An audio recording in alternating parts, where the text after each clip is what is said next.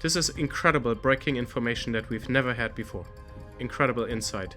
Directly implicating senior government officials, Xi Jinping and other central government officials, directly in the atrocity, in the campaign of mass internment.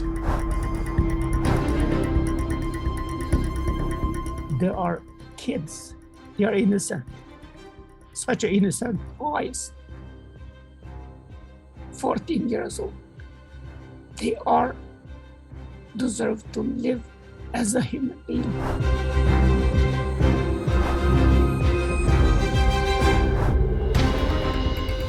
I think if those images don't spur people into action, and particularly with a view towards holding responsible the people who have brought this treatment on them, we're facing a Chinese government that thinks it can get away with this kind of treatment, and that's a very frightening thought.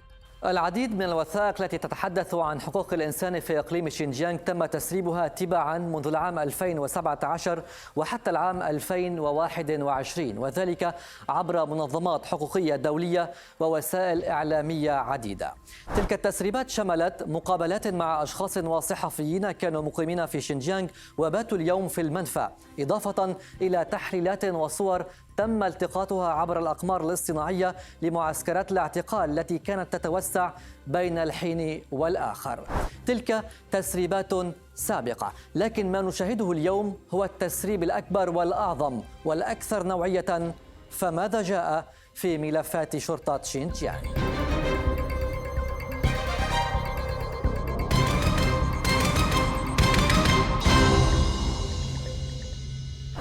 ملفات شرطة شينجيانغ هو التسريب الأكبر والنوعي الذي يكشف حقيقة ما يتعرض له الإيغور في شينجيانغ. الملفات تعد كنزا مذهلا، وقد سربت إلى أدريان زانز الباحث والخبير الدولي الذي سبق أن فرضت الصين عليه عقوبات لأبحاثه التي تزعج بكين. فقد تمكن شخص مجهول من الوصول إلى شبكات الكمبيوتر الداخلية للشرطة في مقاطعتين يغلب عليهما الطابع الإيغوري والكازاخي في شينجيانغ، ليحصل على عشرات آلاف الملفات وعدد كبير من المعلومات. تحتوي تلك الملفات على أكثر من 5000 صورة للإيغور تم التقاطها بين يناير ويوليو العام 2018، وتم التثبت من اعتقال 2884 منهم على الأقل. Among the evidence we also have at least 2,884 images of persons in detention. The youngest, a 15-year-old teenager girl. She was still 14 years old by the time the image was taken. And from the files, we can see that over 12% of the entire adult population of the entire county of Konasher or Shufu in Chinese was in detention or in imprisonment in the year of 2018. This proves the large scale of the mass internment, the campaign of mass internment, likely between 1 and 2 million we can estimate. تلك الملفات المسربة ليست منقحة ولم يحذف منها أي شيء، إذن هي مستقاة من المصدر، أي من حاسوب شرطة شينجيانغ، حيث تقبع تلك الوجوه البائسة أفراد يعيشون حياة مزرية في ظل ظروف صعبة للغاية عكستها الصور المسربة.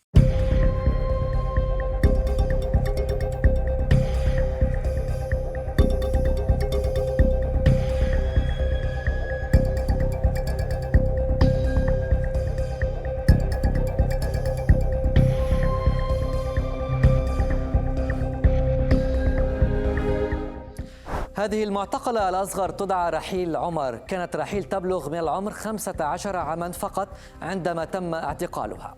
وهنا المعتقلة الأكبر سنا أنيهان حميد كانت تبلغ 73 عاما عندما تم اعتقالها.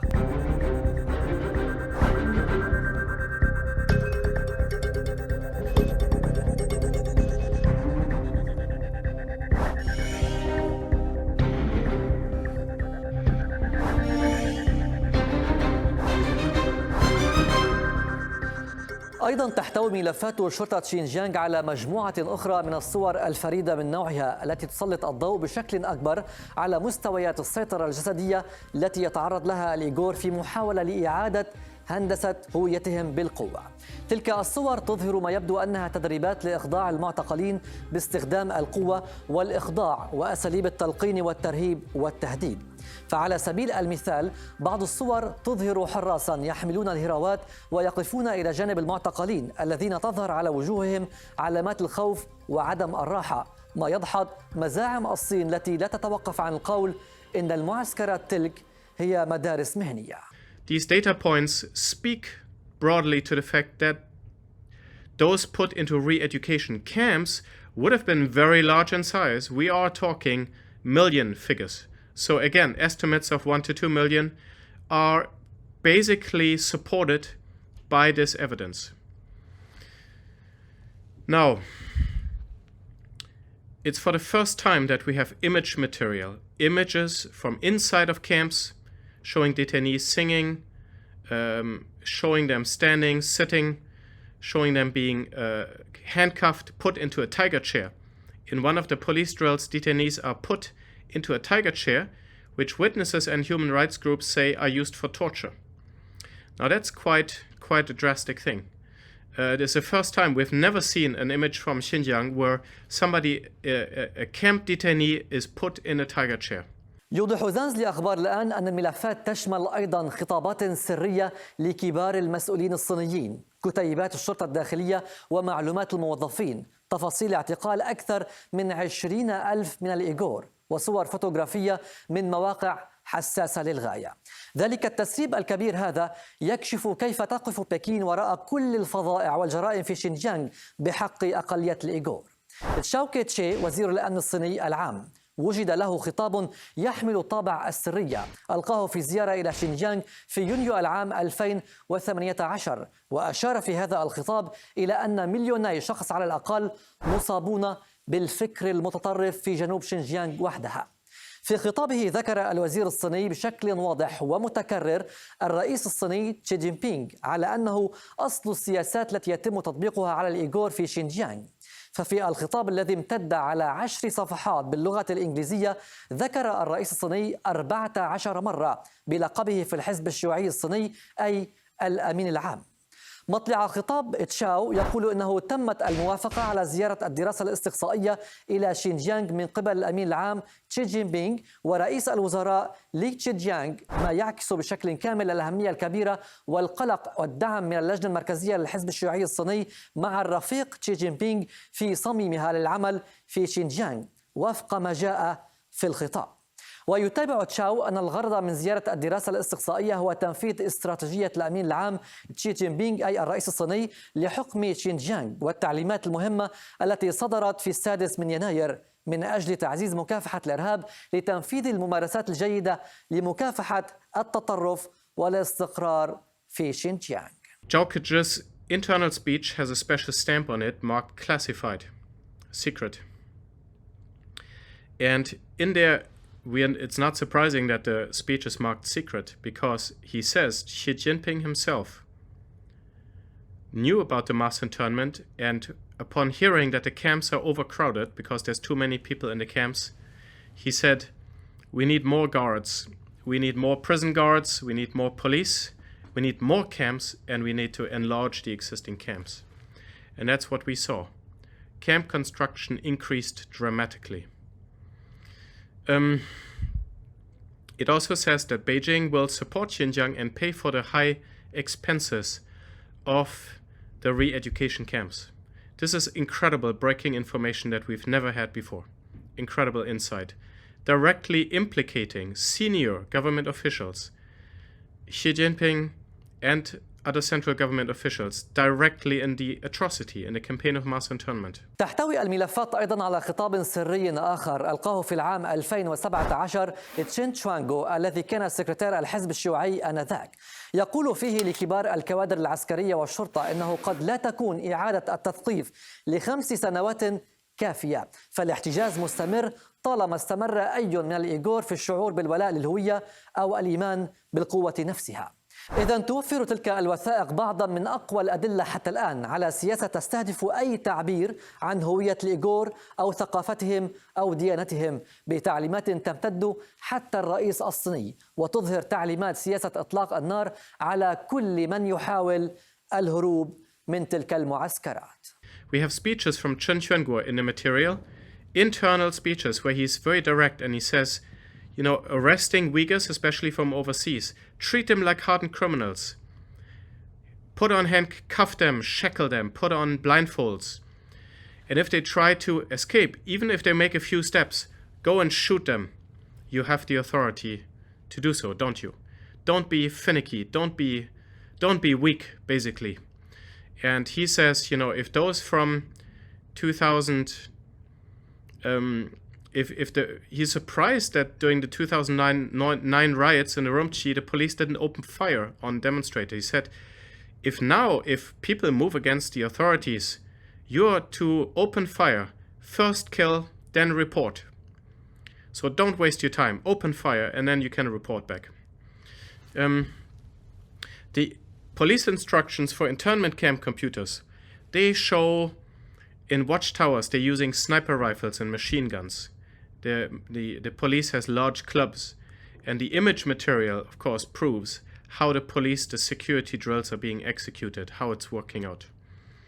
We were able, with a team of many media outlets together, to geolocate the camps and to identify them, to look at them and to match them with the evidence. لابد من الإشارة إلى أن تلك المعلومات المسربة تمت المصادقة عليها من خلال بحث علمي راجعه الخبراء، كما قامت فرق البحث الاستقصائية من أكثر من 12 وسيلة إعلامية عالمية بالتحقق من أجزاء من البيانات كذلك. يعتبر البحث القائم على الوثائق الحكومية الصينية المسربة أمرا ضروريا، لأن بكين عملت بكل قوتها من أجل منع المراقبين الدوليين من جمع المعلومات المباشرة عن تلك الانتهاكات بحق الإيغور. وذلك التسريب مهم لأنه يكشف عن خطابات رفيعة المستوى تبين تورط القيادة العليا الصينية بالجرائم، كما أنها توفر رؤية داخلية لطبيعة وحجم حملة قمع الإيغور في شينجيانغ.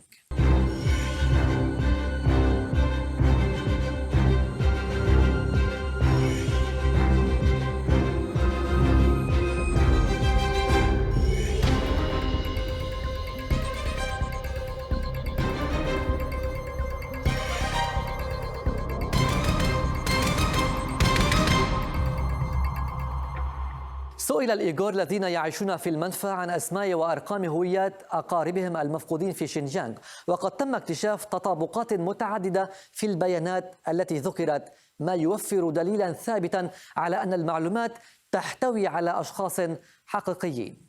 أحد هؤلاء الناشط الإيغوري عبد الوالي أيوب، الذي عاش صدمة كبيرة مع نشر تلك الوثائق.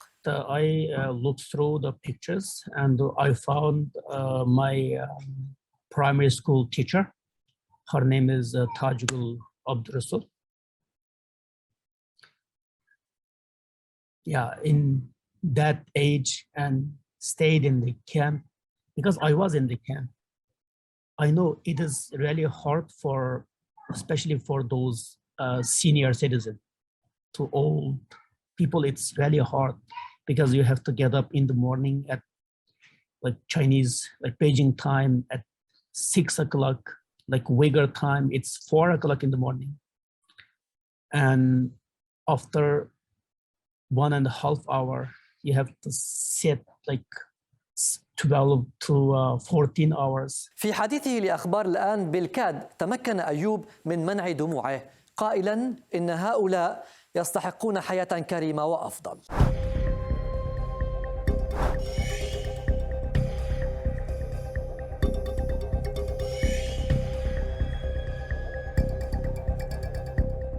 We watch from those video, those pictures are like having this, suffering this already 5 years. And we don't know how many of them are still alive, how many of them are died. Look, there are kids, they are innocent, such innocent boys. 14 years old. They deserve to live as a human being. They deserve to live as a kid. They should play with their toys, not in front of indoctrination camera, not in front of electric stick, not in front of the gun. They should live their lives. But I don't know why this world so cruel, why Chinese Communist Party is so cruel for those innocent kids and the mother like her. I'm speechless, I'm collapsed, I'm devastated. I don't know what to do. Like last night, I couldn't sleep because of among them, my childhood friends and my primary school teachers and my high school teachers, my neighbors. I grew up with them and I played with those friends, and those teachers taught me how to be a human being, how to be a good man, and how to be useful to this society. But they all arrested. And I don't know how many of them already gone forever. I hope we will stop it. And then I searched this nation, this our Uyghur, our target. No matter you are young, no matter you are old, no matter you are teacher, government officials, and your social status, if you are Uyghur, you are in the list, you are in this picture. تلك التسريبات التي تزامنت مع زيارة مفوضة حقوق الإنسان ميشيل باشلت إلى الصين، والتي تشرح بالتفصيل الجهود التي يبذلها الحزب الشيوعي الصيني للقضاء على هوية الإيغور وثقافتهم، أثارت ضجة كبيرة في الأوساط الدولية ومنظمات حقوق الإنسان. أخبار الآن سألت المسؤولة عن ملف الصين في هيومن رايتس ووتش صوفي ريتشاردسون عن كيفية تلقيها تلك التسريبات وماذا قرأت فيها، فردت بالتالي. I have two reactions about the leaks. One is that the information in them about the high-level awareness and knowledge and direction of senior political authorities all the way down to the highly abusive manner in which people have been arbitrarily detained, adds to the evidence we already have that Chinese authorities are committing crimes against humanity, targeting Uyghurs and other Turkic communities. But on the other hand, a much less legalistic and a much more human response. Those are the images. Those are people's children and mothers and siblings and aunts and uncles. You look at these images of people who are clearly terrified and confused and presumably are coming to understand that they are being detained simply because of who they are. And I think if those images don't spur people into action, and particularly with a view towards holding responsible the people who have brought this treatment on them, we're facing a Chinese government that thinks it can get away with this kind of treatment. And that's a very frightening thought. صوفي ريتشاردسون، أنت مسؤولة اليوم في منظمة دولية حقوقية، برأيك تلك التسريبات كيف يمكن أن توظف في سياق محاسبة الصين على تلك الجرائم التي شاهدناها، أم ستمر مرور الكرام؟ Well, look, let's imagine we were talking about another government committing crimes on this scale. We would probably be well underway to some sort of formally established, internationally backed investigation with a view towards actually prosecuting people through an existing mechanism. It is admittedly a difficult proposition, given that the Chinese government is, first of all, very powerful and resists scrutiny and is not a party to some of the most obvious international justice mechanisms like the International Criminal Court. But nevertheless, institutions like the UN's Human Rights Council can establish bodies for the purposes of investigation. Governments can do that outside the context of the UN too.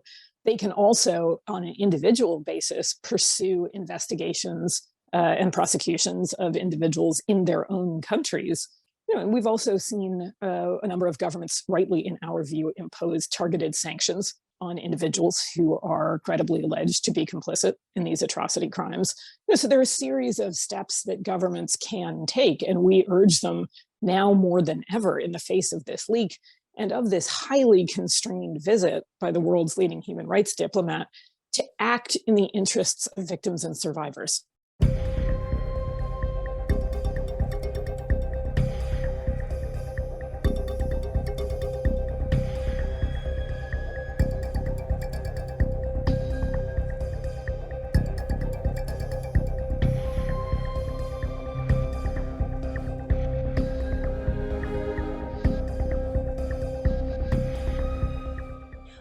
Stop my tears as I was going through the images. It was like looking into the eyes of my own mom, dad, my brothers or sisters. All those almost 3,000 pairs of eyes are sending a message to the world saying, please save me. When I look at those women, it reminds me of my own sister. My sister, Dr. Gulshan Abbas, has also been detained since September 2018 as a retaliation for my advocacy work here in America as an American citizen.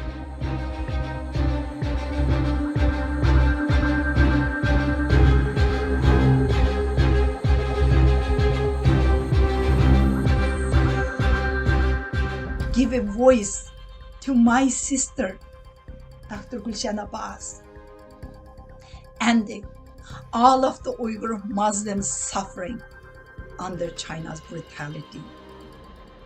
Now you have the truth through China's own police documents. Now it's your religious and the moral duty as a Muslim to defend your faith.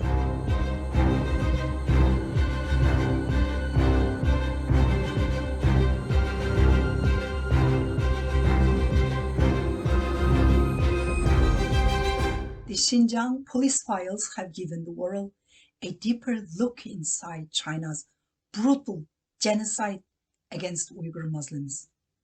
Thousands of photos of Uyghurs detained, drills of Chinese police putting black bags over their heads of the detainees while they are all innocent.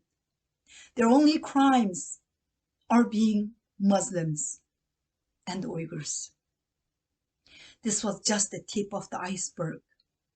There are also internal memos and the speeches ordering guards to shoot to kill anyone who tries to escape, while none of them are being charged with any crimes. بعد نهاية العام 2018 لم يتم تاريخ أي من المستندات التي تم اختراقها، ربما نتيجة لتوجيه صدر أوائل العام 2019 يشدد معايير التشفير في شينجيانغ، وقد يكون ذلك قد وضع أي ملفات أخرى بعيدة عن متناول المخترقين. لكن في المحصلة من كل ما تقدم يمكن إيجازه بالتالي: الأوامر التي كانت تصدر كانت تأتي من رأس الهرم من القيادة الصينية. ما نحن بصدده سجون وليس مدارس أو معاهد للتأهيل. الأوامر كانت تصدر بقتل المعتقلين وإطلاق النار عليهم إذا ما قرروا الهروب من المعتقلات. الأيام المقبلة لا شك أنها ستحمل المزيد، خصوصا أنه يمكن كتابة ربما مجلدات من مجموعة الأدلة تلك. القصة بدأت للتو. قد يرى البعض أن المعتقلين الذين ظهروا في ذلك التسريب مجرد صور وأرقام، لكن في الحقيقة أن لكل منهم قصة تختنق في سردها الكلمات.